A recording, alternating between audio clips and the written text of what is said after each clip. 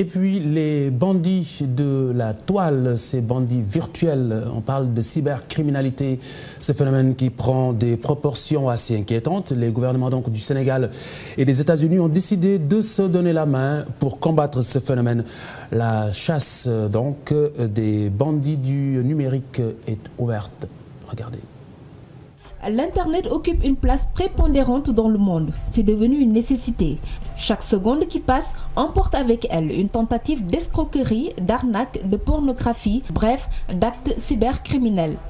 De nos jours, le Sénégal est devenu une plaque tournante de la cybercriminalité qui est une infraction pénale commise sur le réseau Internet.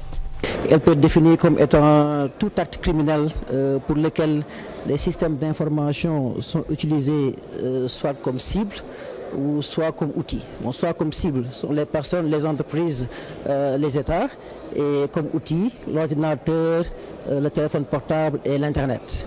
Aujourd'hui, rares sont les internautes qui n'ont pas été les cibles des cybercriminels. Des milliers de comptes clients ont été piratés via des emails.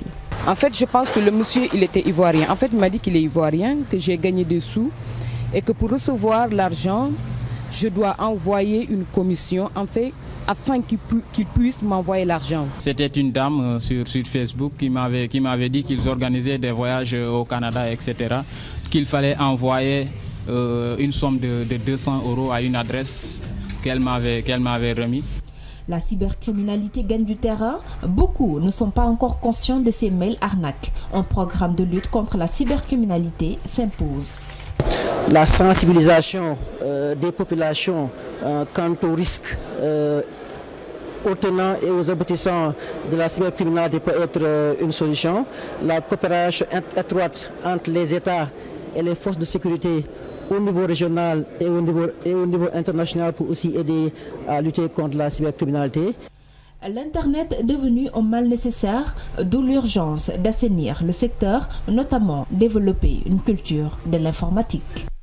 Il est vivement également recommandé de changer périodiquement, assez régulièrement même, de mot de passe pour amoindrir ces risques de piraterie ou de piratage des comptes bancaires et comptes email. Et puis